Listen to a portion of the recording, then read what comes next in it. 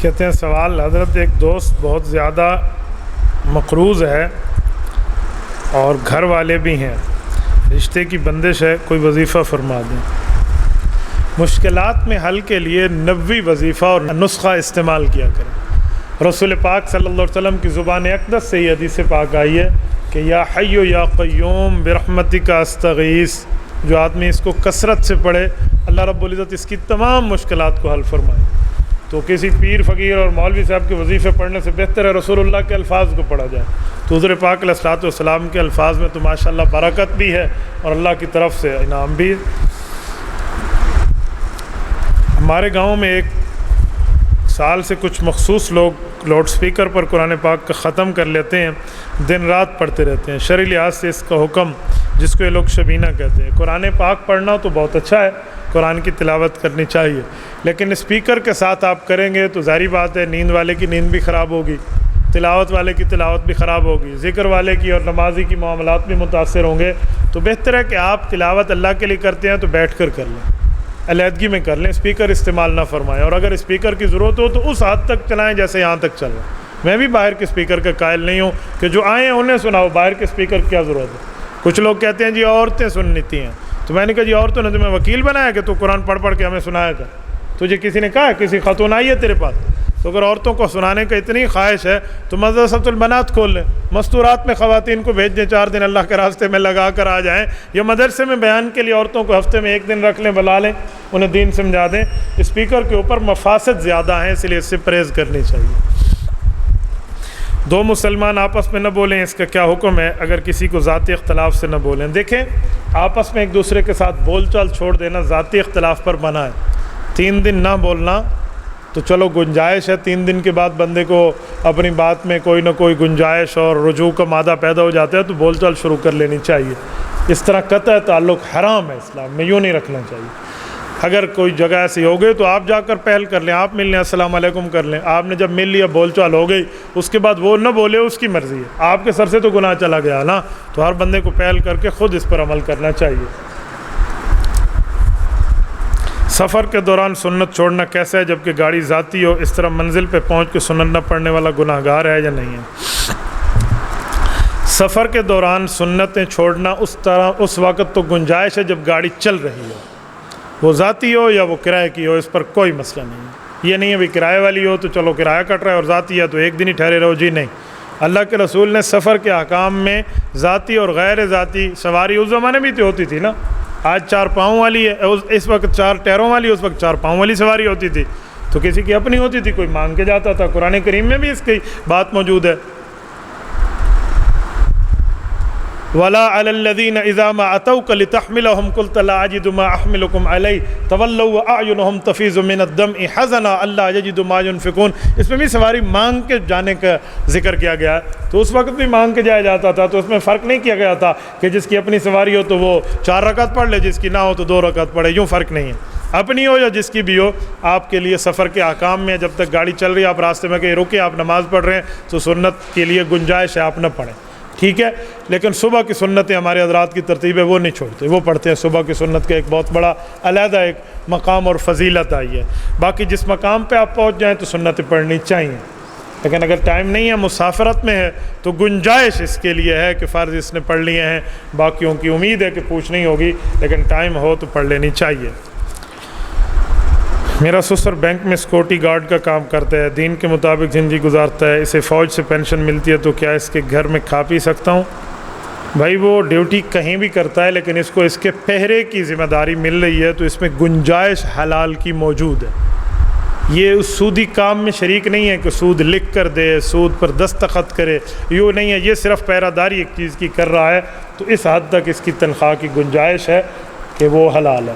لیکن اگر وہ سود کے معاملات میں بیٹھا ہے، دستخط کر رہا ہے، سودی معاملات میں سودی دستاویز لکھنے میں خود کو شامل کیے ہوا ہے، تو کوئی گنجائش نہیں ہے، وہ حرام ہے، اس سے بچ جائیں۔ جمعہ کی پہلی سنتوں کی نیت اور بعد والی سنتوں کی نیت کیسے کریں گے؟ بھائی نیت کے لیے زبان سے الفاظ کہنا بچوں کو سکھایا جاتا ہے، بچوں کو، بڑوں کو نہیں۔ بچپن میں سکھایا جاتا ہے کہ سنت پڑھ رہا ہوں، نفل پڑھ رہا ہوں، واجب پڑھ رہا ہوں، فرض پڑھ رہا ہوں، یہ بچپن۔ ہم بڑے ہو کر بھی اسی پر عمل پیرا ہوں، بھئی جب بڑا ہو جائے بندے کو پتہ چل جائے کہ سنتے پڑھ رہا ہوں تو بس زبان سے کہنے کی ضرورت نہیں ہے، دل کی نیت کافی. فرض پڑھ رہا ہوں دل کی نیت کافی، وتر پڑھ رہا ہوں دل کی نیت کافی. زبان کے لیے 4 رکعت نماز فرض، کانڈ پچھو امام دے، منہ خانہ کعبہ شریف دو، بندگی اللہ پاک دی، اللہ اکبر، یہ کہنا لازمی نہیں ہے، ضروری نہیں ہے. یہ تو بچوں کو سمجھانے کے لیے ہے کہ یہ عصر ہے اور یہ مغرب ہے، ظہر ہے. النیت فی القلب لا علی اللسان، نیت کا تعلق دل سے ہے، زبان سے نہیں ہے. اتنا بھی علماء نے لکھا ہے کہ اگر کوئی بندہ ظہر کی نماز پڑھنے کی نیت کر کے گھر سے چلے نا، اور جب صف میں ٹھہرے اور منہ سے نکلے مغرب پڑھ رہا ہوں، تو پھر بھی اس کی نماز ہو جائے گی کہ گھر سے کس لیے چلا تھا. نیت تو گھر سے چلنے والی بات ہے نا. تو نیت کسے کہتے ہیں؟ نیت کے لیے الفاظ کہنا ضروری نہیں ہوتے کہ میں یوں کر رہا ہوں، میں یوں کر رہا ہوں، میں یوں کر رہا ہوں. ہاں اس بندے کو ہم کہتے ہیں جو بڑا ہو لیکن وہ بیچارہ خفتی ہو. خفتی سمجھتے شکی مزاج ہو، جس کو شک پڑے پتہ نہیں میں نے کہا ہے کہ نہیں کہا، ہوئے یا نہیں، اسے میں کہتا ہوں ہاں کہا کر دوں تاکہ تجھے سمجھ ہے کہ تو نے یہ کہا. ایک شخص کی میں آپ کو بات سناؤں، مجھے کسی نے بتایا کہ اس بیچارے کا حال یہ ہے کہ اس کے کانوں کی لو سرخ ہو جاتی ہیں. وہ یوں کھینچ کر کہہ رہے ہوتے 4 رکعت 4 رکعت 4 1 2 3 4. اس کے منہ سے ادا ہوتے اسے یقین ہی نہیں آتا کہ میں نے 4 نہیں، میں نے 4 نہیں کہا، 5 کہا، 3 کہا. وہ اتنا شکی مزاج، اسے ہم کہتے ہیں تو کہا کر، تیرا کام ہے. کیوں کو کہتے ہیں اس کے بغیر ہے ہی نہیں. تو یہ اس مریض کا، پیشنٹ کا کام ہے، یا کسی بچے کو سمجھانے کا کام ہے. یہ بڑوں کا معاملہ نہیں ہے. جو آپ نے زبان سے کہہ دیا اور جو آپ نے دل سے میں نیت رکھ لی وہ نیت ہو گئی، اس کے لیے کہنے کی ضرورت نہیں ہے. ٹھیک ہے، تو اس لیے اس نیتوں کا فرق ہے. اب جمعہ کی پہلی کی سنتے پڑھ رہا ہوں وہ آپ کو پتہ ہے، پہلے پڑھ رہا ہوں، بعد والی پڑھ رہا ہوں جی، بعد والی پڑھ رہا ہوں، اس میں کون سا مسئلہ ہے؟ اس میں پریشان ہونے کی ضرورت نہیں ہے.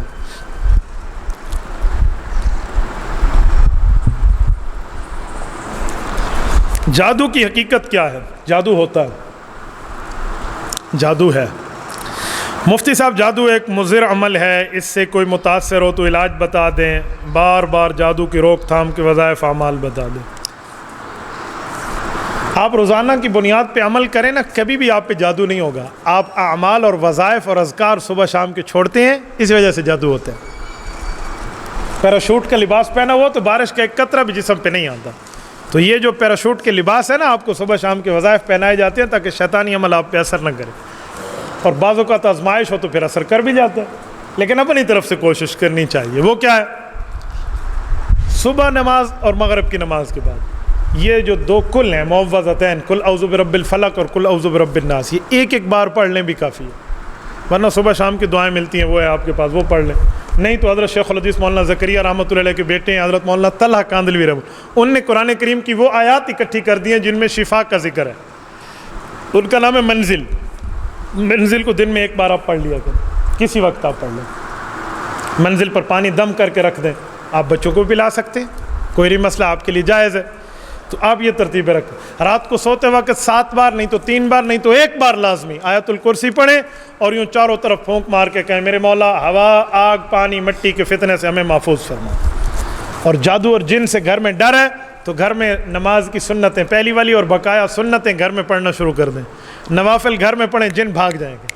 جن آتا اس گھر میں ہے، جن آتا اس شخص پہ ہے جو اس کو گھر میں لوگ یہ نہیں سمجھتے کہ نمازی ہے. تو جب آپ گھر میں نماز پڑھیں گے نا، سنتیں فرائض تو مسجد میں پڑھنی ہے، تو گھر والے جو جنات ہوں گے نا وہ بھی دیکھیں گے اس کا تعلق تو اللہ سے ہے، وہ ہاتھ نہیں لگائیں گے. آپ ریڈی پہ جائیں کوئی چیز خریدنے تو ریڈی والا کہتا ہے جی ملا صاحب خیر دا، تو آپ ہمارے بھائی ہو، آپ نیک ہو، مولوی صاحب ہو، آپ کے ساتھ رعایت ہے. تو ریڈی والا آپ کے ساتھ رعایت کرتا ہے. گھر کا جن نہیں ڈرے گا کہ اس کی تو اللہ کے ساتھ پہنچ ہو گئی ہے، بھائی نماز پڑھ رہا ہے. یہ اس بندے کے گھر میں اور اس بندے کے سر پہ جن چڑھتے ہیں جو نہ گھر میں سنتیں پڑھتا ہے نہ تلاوت کرتا ہے، اور گھر میں پلید حالت میں کھاتا پیتا رہتا ہے، گھومتا بھاگتا رہتا ہے ادھر ادھر. تو یہ ہوگا نا تو پھر جن آئے گا. جب آپ گھر میں پڑھیں گے نا، نفل سنت تلاوت کریں گے تو جن بھی ایک دوسرے کو کہیں گے اسے نہ چھیڑ، وعدہ نہ چھیڑ ملنگا نو نہیں تو کتے پڑ جاون گے جنگا نو. تو پھر وہ جنات بھی ڈریں گے، اور یقیناً جنات ڈرے گا اگر آپ دین پہ عمل کریں. میں اپنا مشاہدہ بتاؤں، میں نے نیا مدرسہ تعمیر کیا تھا 2012 کی بات ہے. کمرہ ایک نیا، ایک رات ہم بیٹھے تھے تو شور شرابہ شروع ہو گیا، ایسے ایسے آوازیں آنا شروع ہو گئی نا جیسے.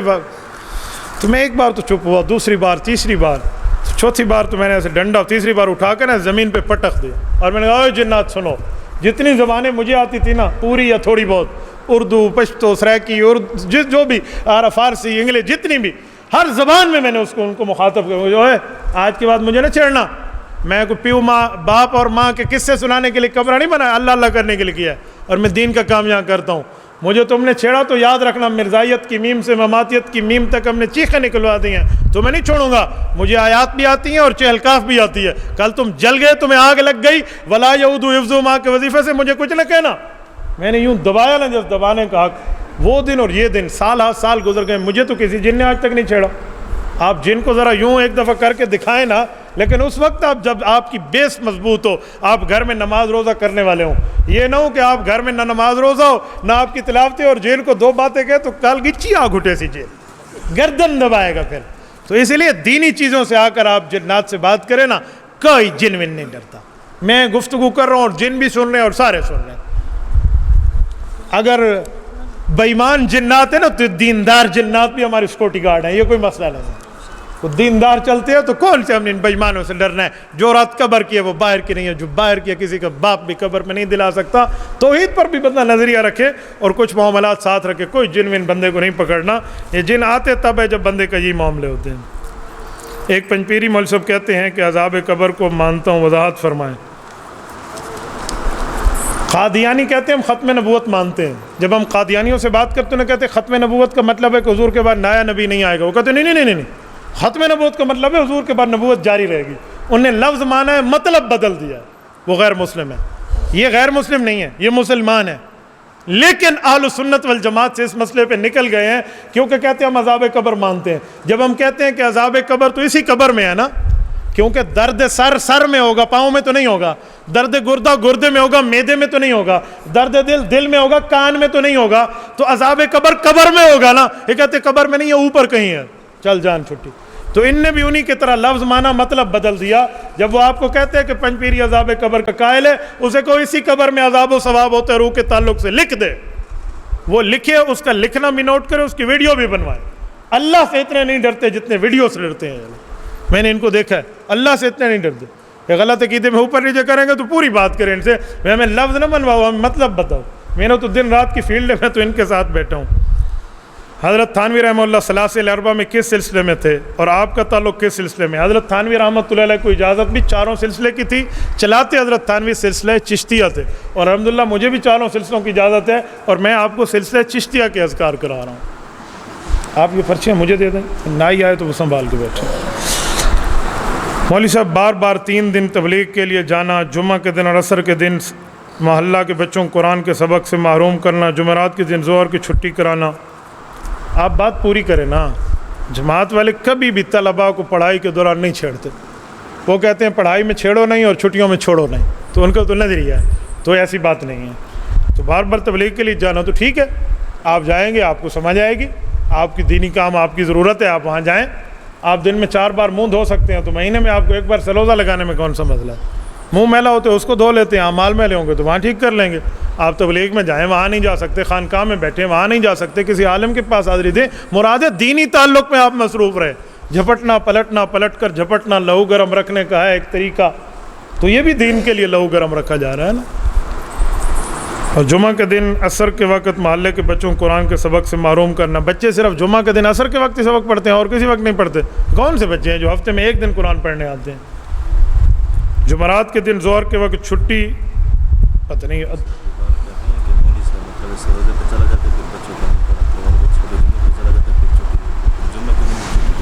تو ٹھیک ہے، پھر مولوی صاحب جمعہ پہ، مولوی صاحب آپ کا پابند تھوڑی ہے، مولوی صاحب جائے گا بابا، کیوں نہیں جائے گا؟ یہ بات پوری کریں تو میں پورا جواب دوں۔ لوگ ادھوری جواب لکھتے ہیں، میرے منہ سے کسی اہل حق پر رد لکھوائیں گے، میں کسی اہل حق پر رد نہیں کرتا، میں اہل حق پر رد کرنے کے لیے نہیں ہوں۔ لعنت ہے اس زبان پر جو اہل حق پر رد کرے، لعنت ہے اس قلم پر جو اہل حق پر رد کرے۔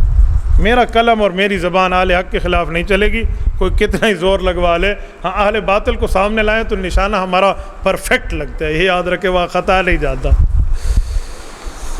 کاروباری لین دین میں لوگوں کے پیسے سالوں دبائے رکھنا اور سامان کے قرض پر سود ناجائز ہے، حرام ہے۔ کسی کا پیسہ آپ اپنے پاس رکھ کے بیٹھے ہیں اور آپ کو وہ بھی کر سکتے ہیں، اتار بھی سکتے ہیں، اور نہیں اتار رہے تو اللہ کے رسول نے فرمایا، صحیح حدیث ہے، مطل الغنی ظلم، فرمایا جو قرضہ اتار سکے اور نہ اتارے یہ ظالم ہے، تو اس ظلم سے بچنا چاہیے۔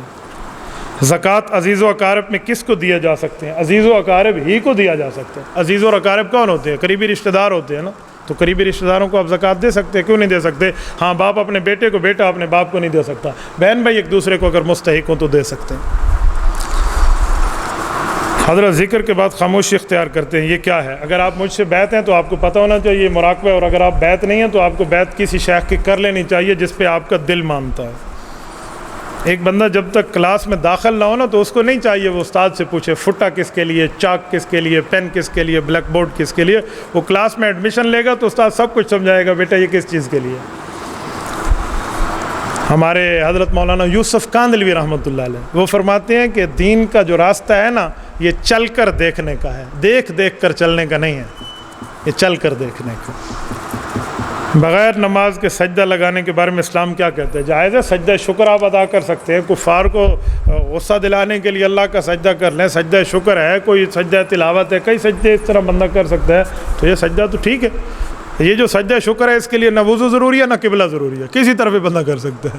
تو بندہ سجدہ تلاوت نہیں کہہ رہا، سجدہ شکر کہہ رہا ہوں کہ کوئی خوشی خبر ملے اور بندہ سجدہ کر دے، قبلہ روخو تو ٹھیک ہے، نہیں تو اللہ کا سجدہ ہے، فَإِنَّمَا تُوَلُّوا فَثَمَّ وَجْهُ اللَّهِ۔ یہ کون سا فرض نماز پڑھ رہا ہے کہ قبلے کی طرف منہ کرے؟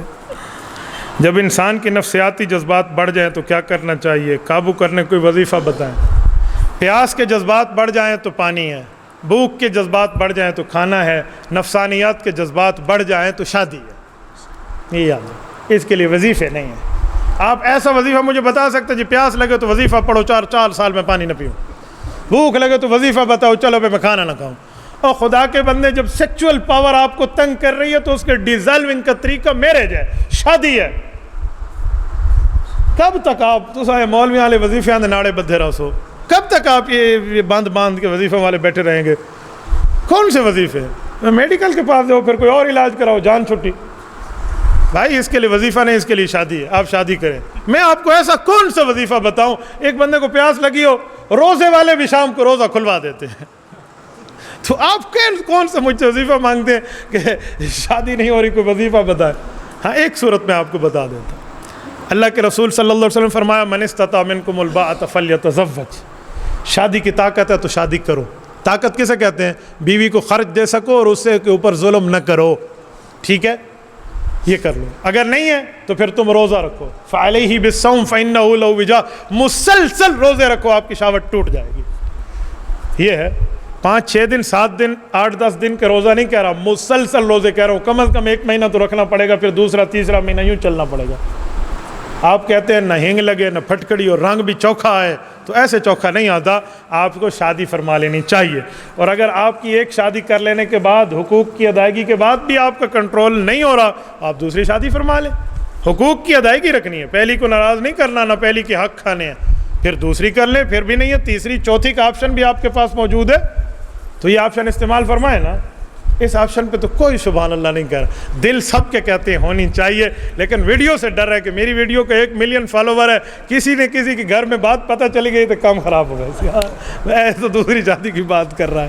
تو بھائی اگر آپ حقوق ادا کر سکتے ہیں تو آپ دوسری شادی فرما لیں، آپ حق دونوں کو دیں۔ ایسا نہ ہو کہ پہلی بیوی گھر میں رو رہی ہو اور حضرت صاحب دوسری کے پاس وہ موجود ہوں، یوں نہیں ہے۔ حقوق کی ادائیگی ہے، اپنی بیوی کے ساتھ جو تعلق رکھو گے نا، بیوی وہی آپ اپنی بیٹی کی نسب کو لکھ رہے ہو، اس کی معاملات کو لکھ رہے ہو، کل اس کی تقدیر بھی ویسے رہے گی، جیسے کرنی ویسے بھرنی، نہ مانے تو کر کے دیکھ۔ اس لیے اس طرح کا وظیفہ میرے خیال میں آپ کو امید ہے سمجھ آ گیا ہوگا جو میں سمجھانا چاہ رہا ہوں۔ جب انسان ناپاک ہو، غسل میں ہو اور نماز کا وقت ہو جائے تو کیا کرے؟ پہلے غسل کرے، پانی میسر ہے اور نماز کا وقت جا رہا ہے تو پہلے غسل کرے۔ یہ نہیں ہے کہ پہلے تیمم کر کے نماز پڑھ لے اور پھر اس میں غسل کر لے، کیوں بابا؟ پانی پہ تمہیں قدرت موجود ہے، تم بیمار تھوڑی ہو، تو غسل کرنا چاہیے۔ ایک شخص حرام کماتا ہے، اس نے مثلا خیرات کر لیا اور گوشت آپ کے گھر آیا تو کیا؟ حرام پیسے سے خیرات کرنا اللہ معاف فرمائے کفر تک پہنچا دیتا ہے، کفر تک۔ یہ ایسے ہے جیسے کوئی شراب کو آب زمزم سمجھ کے پینا شروع کر دے۔ بھائی حرام مال کو اللہ کے راستے میں نہیں دیں۔ رب العزت فرماتے ہیں وَمِمَّا رَزَقْنَاهُمْ يُنْفِقُونَ، ہمارے دیے ہوئے سے خرچ کرو۔ کیا مانا؟ حلال سے۔ آپ حرام سے خرچ کر رہے ہیں، آپ شراب سے وضو کر رہے ہیں، آپ پیشاب سے غسل کر رہے ہیں تو یہ حرام مال کی کوئی خیرات نہیں ہے. جب خیرات ہی نہیں ہے تو قبول کرنا کسے کہتے ہیں؟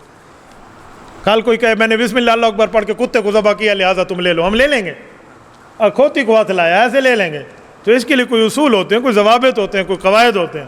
تو حرام مال والے کو تو حرام مال خرچ ہی نہیں کرنا چاہیے. حرام مال کا ایک ہی مصرف ہے، غریب کو جا کے دے دو، ثواب کی نیت نہ کرو. ثواب کی نیت نہ کرو، گھر کا گند سمجھ کے نکالو. تم نے ثواب کی نیت کی تو پھر تو بندہ ایمان سے گیا، کیونکہ غلط کام کو، حرام کام کو استحلالن کرنے والا غیر مسلم ہو جاتا ہے. اللہ محفوظ فرمائے. مثلاً ایک بیماری ہے، لوگ اس کے لیے تعویذ کرتے ہیں. تعویذ ساری عمر پہنا ہوتا ہے یا پھینک دینا چاہیے؟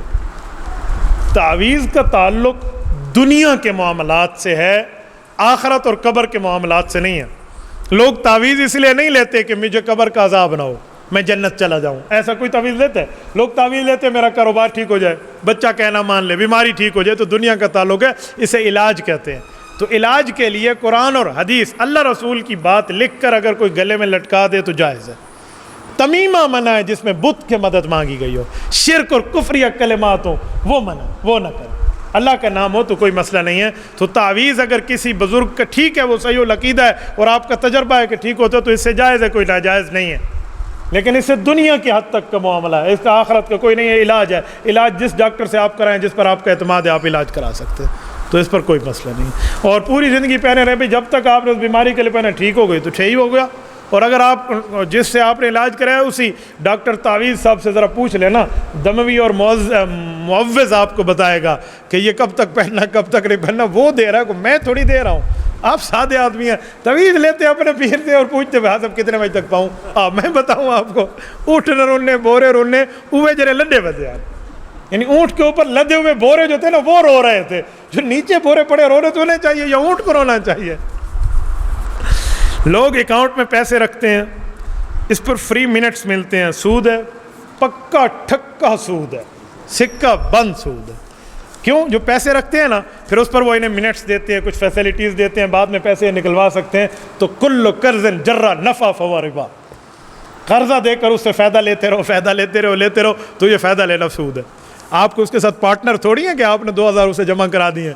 تو کوئی فری منٹس آپ کے لیے جائز نہیں ہے، یہ سود ہے. جس نے کیا وہ اس پہ توبہ کرے، جتنے پیسے اس نے اس پر خرچ کیے تھے ان کے، یہ اسی کو اللہ کے راستے میں صدقہ کر دے، اس کی جان چھوٹ جائے گی. آج جمعہ نماز کے بعد ایک شخص میرے پاس آیا، مجھے کہتے ہیں استاد جی میں نے بینک کی جاب سے استعفیٰ دے دیا ہے. میں نے کہا مبارک. کہتے آپ مبارک دے رہے ہیں، ماموں جان میرے گلے میں فٹ ہو گیا. امی کو آ کر گلے دیتا ہے کہ اس کو کہو آ جائے بینک میں. میں یہ کام نہیں کرنا، میں حلال کام کرتا ہوں. تو میں کیا کروں؟ میں نے کہا اپنی والدہ محترمہ کو جا کر کہو کہ امی ناراض نہ ہونا. ایک بات کا جواب کہا جی کہ امی اگر میں آپ کے ساتھ زنا کروں تو ماں ایسی آنکھیں کھولے گی. اسے کہنا سود کھانا تو 70 دفعہ ماں سے زنا کے مترادف ہے. تو اچھا آپ کا ماما، آپ کا بھائی، آپ کی عزت کا رکھوالا ہونا چاہیے. آپ کا بھائی وہ آپ کے پاس آ کر مجھ سے ایسے کام کی توقع رکھتے جو ماں سے زنا سے بڑھ کے ہو، یہ کام میں نہیں کر سکتا. بات کرنے کا انداز ہونا چاہیے نا. تو یہ سودی کام. میں نے کہا بھائی آپ دعا کریں، انشاءاللہ اللہ آپ کو حلال مال میں وہ عزتیں دے گا جو حرام میں عزتیں نہیں ہوتی. حضور پاک صلی اللہ علیہ وسلم نے اذان کیوں نہیں دی؟ کون کہتے نہیں دی؟ کون کہتے نہیں دی؟ جو کہتے ہیں نہیں دی دلیل اس سے لو. میں تو حضور پاک کے اذان دینے کا قائل ہوں. حضرت حسن اور حسین رضی اللہ عنہما کے کان میں پیدائش کے بعد اللہ کے رسول نے اذان دی ہے. آپ کیسے کہتے ہو اذان جائز رہی ہے؟ تو اذان دینا تو ثابت ہے. باقی کہیں گے مؤذن بن کے کیوں نہیں دی؟ بابا رسول اللہ امام الانبیاء ہے، مؤذن الانبیاء نہیں ہے، مؤذن امت نہیں ہے. رسول اللہ امام الانبیاء ہے، امام الامت ہے. رسول اکرم صلی اللہ علیہ وسلم امام ہے. تو اس کی کئی وجہ ہیں، ایک علمی بحث ہے، اتنی حد تک رکھیں جتنی حد تک اس کو رکھنا چاہیے.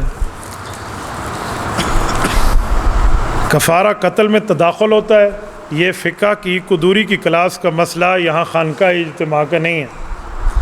آپ کلاس میں اپنے استاد سے سبق یاد نہیں کرتے اور استادوں والا سبق ادھر آ کر مجھ سے پوچھتے ہیں جابر بن حیان کا مجھے کوئی فارمولہ سمجھائیں. بھئی جابر بن حیان کا فارمولہ کیمسٹری کا آپ کو پروفیسر سمجھائے گا. نبی پاک صلی اللہ علیہ وسلم کا نماز جنازہ کس صحابی نے پڑھایا تھا؟ بھائی نبی کا جنازہ نہیں ہوتا، کسی نبی کا جنازہ نہیں ہوتا. 1,24,000 انبیاء میں جتنے انبیاء وفات پا گئے، کسی نبی کا جنازہ ہے تو آپ دکھا دیں بھئی یہ امام ہے، یہ مقتدی ہے، یہ اللہ مغفر لحینا میتنا کوئی ہے؟ کچھ بھی نہیں ہے. نبی کا جنازہ نہیں ہے، نبی پر صلاۃ و سلام پڑھا جاتا ہے، اسے جنازہ کہتے ہیں، اسے جنازہ کہتے ہیں. حضور کے جنازے میں نہ کوئی امام ہے نہ کوئی مقتدی ہے. 10 افراد آئے ہیں. کل میں حضور پاک پر صلاۃ السلام پڑھا ہے، بڑوں نے، بوڑھوں نے، بچوں نے، خواتین نے، سب نے.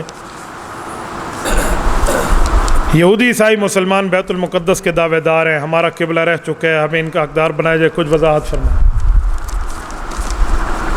یہودی تو یہ قبلہ چھوڑ گئے تھے، دیا تھا عیسائیوں کو، عیسائی اس کے بڑے بن گئے تھے، اور عیسائیوں نے کہا تھا ہماری تورات انجیل کہتی ہے جسے 16 پیوند 17 پیوند لگے ہوں گے، رنگ اس کا گندمی ہوگا، چہرہ اس کا ایسا ہوگا، شکل اس کی ایسے ہوگی، قد بت یہ ہوگا، نام عمر ہوگا، والد کا نام خطاب ہوگا، اسے جا کر یہ بیت المقدس کی چابیاں دے دینا. حضرت عمر گئے، نام عمر تھا، والد کا نام خطاب تھا، گندمی رنگ تھا، داڑھی ویسے تھی، شکل مبارک ویسے تھا، اور 17 پیوند لگے ہوئے تھے. عیسائیوں نے سب کچھ دیکھا اور چابیاں حضرت عمر کے حوالے کر دی. جب تمہاری کتابیں کہتی ہیں بیت المقدس مسلمانوں کا ہے، تمہارے سارے دیندار کہہ رہے ہیں بیت المقدس مسلمانوں کا، تو تم کس نام کے نام لیوا اور دعوے دار بنے پھرے ہو؟ اجی ہمارا تو آرے وڈے ساکو دے گئے پچھلے اٹھی کرو. تم سبحان اللہ، یوں نہیں ہوتا بھائی، تم نے اپنے ہاتھوں سے دیا. جب تمہاری کتابوں نے کہا تو اب بات مانے نا. اب تو پھر امت مسلمہ کا، امت محمدیہ کا آپ کو نئے نکل آئے ہیں. ایسے نہیں ہو سکتا کہ ان کا حقدار ہے فلاں ہے فلاں ہے. مسلمانوں کے کنٹرول میں ہوگا اور رہے گا. ہاں مسلمانوں کا دل بڑا ہے، ہم انشاءاللہ تعالی ان حضرات کو ان کی عبادت کی حد تک ان کے کونے میں گنجائش کی اجازت دے دیں گے. مسلمان بڑے ہیں، بڑے کا بڑے والا دل ہوتا ہے، لیکن اس کا مطلب یہ تھوڑی ہے. آیا صوفیہ کھولا ہے نا حافظ طیب رجب اردگان، ترکی کے پریزیڈنٹ دامت برکاتہم نے، اللہ اس کو جزائے خیر عطا فرمائے، ہر مذہب کے والے کے لیے اوپن ہے. آپ ترکی جائیے، استنبول جائیے، میں نے دیکھا آیا صوفیہ اندر جا کر دیکھے، سارے آتے ہیں. اسے کہتے ہیں مسلمانوں کا دل. آپ نے مسلمانوں کا دل دیکھا کہاں ہے؟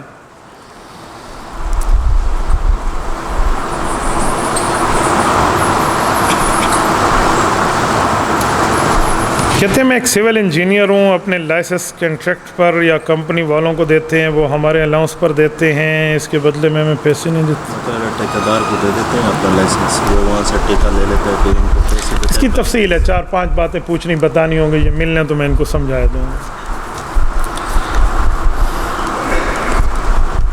ایک مولوی صاحب کا نام لیا، وہ مماتی مولوی ہمارے اکابر کو برا کہہ رہا ہے، کبھی مولانا فضل الرحمان صاحب کو، کبھی مفتی تقی عثمانی صاحب کو، کبھی پیر ذوالفقار صاحب کو. اس کی کیا وجہ ہو سکتی ہے؟